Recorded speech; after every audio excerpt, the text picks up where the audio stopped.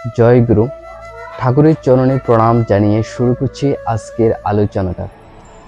তো আজকে যে আলোচনাটা আমি করতে যাচ্ছি এটা হচ্ছে পরম পূজনীয় শ্রী শ্রী বাবাইদাকে নিয়ে আজকে খুব সুন্দর একটি আলোচনা আমি তোমাদের কাছে শেয়ার করতে যাচ্ছি, তোমাদেরকে আমি শোনাতে যাচ্ছি। তো ভিডিওটা প্রথম থেকে লাস্ট অবধি অবশ্যই তোমরা ধৈর্য সহকারে দেখবে, তাহলে তোমরা জিনিসটা বুঝতে পারবে যে বাবাইদা কি বলতে চাইছে, কি শেখাতে চাইছে আমাদেরকে। তো চলো শুরু করি আজকের এই আলোচনাটা।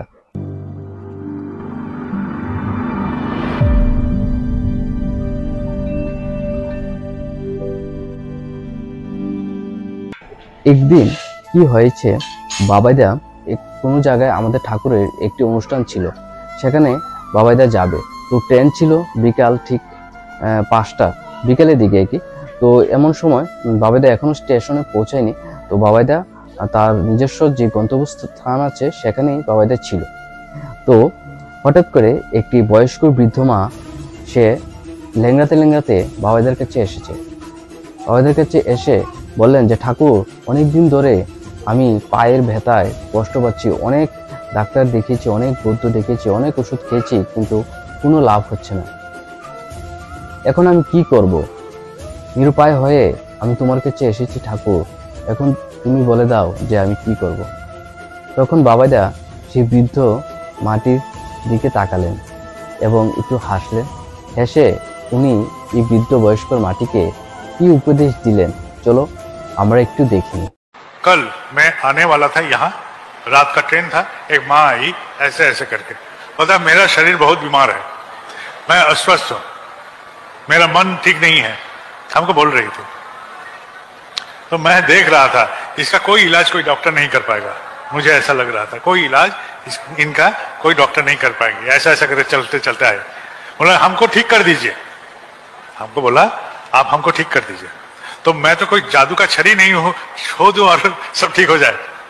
तो मैंने एक बात उनको बोला कि अपने घर से निकलिए, कोई गुरु भाई के घर जाइए, ऐसा ऐसे करते करते चले जाइए और जाके खाली बोलिएगा जय गुरु और फिर चले आइए।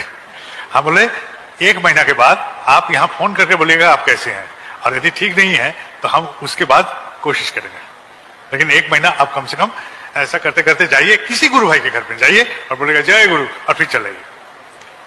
क्यों ऐसा बोला, कभी सोचे हैं आप लोग? मैं क्या पागल हूं कि ऐसा बोल दिया? देखिए वो जब घर से निकलेगी तो घर के जो वातावरण है उससे निकल जाएगी, तो मन उसका हवा में खुल जाएगा। ये जो चलेगी शरीर भी ठीक होगा, मन भी उनका ठीक होगा। और बाहर जाके किसी गुरु भाई के घर में क्या बोल रही है, जय गुरु। तो वो जब जय गुरु बोलेगी तो वो बाहर जो गुरु भाई की परिवार है या घर है वो लोग भी बोलेगा जय गुरु। तो आवाज किसका उठा, जय जयकार किसका उठा, गुरु का, यानी कि संपर्क भी हुआ, सामाजिक एक संपर्क। তো তাহলে আমরা জানতে পারলাম, বুঝতে পারলাম যে বাবাইদার কথা শুনে যে আমাদের বয়স যত বাড়বে ততই আমাদের শরীর চর্চা করার দরকার। আমরা যদি বয়স বাড়ার সাথে সাথে আমরা যদি ঘরের মধ্যে বসে থাকি, চলাফেরা না করি, হাঁটাহাঁটি না করি, তাহলে যত রোগ আছে আমাদের শরীরে বাসা বাঁধবে, আমাদের মনও ভালো থাকবে না। কারণ শরীর সুস্থ না থাকলে মন মানসিকতা কোনো কিছুই আমাদের ভালো থাকে না। এই কারণেই বাবাইদা এই উপদেশ এই বৃদ্ধ মাটিকে দিয়েছিলেন, তা আমরা সবাই দেখেছি। তো চলো আজকের মতো আমার এই আলোচনাটা আমি এখানেই শেষ করছি। যদি ভালো লাগে তাহলে চ্যানেলটাকে সাবস্ক্রাইব করে আমার পাশে থাকবে। আবার তোমাদের সাথে আসবো আরেকটি নতুন একটি সুন্দর আলোচনা নিয়ে। জয় গুরু বন্দে পরিষদ।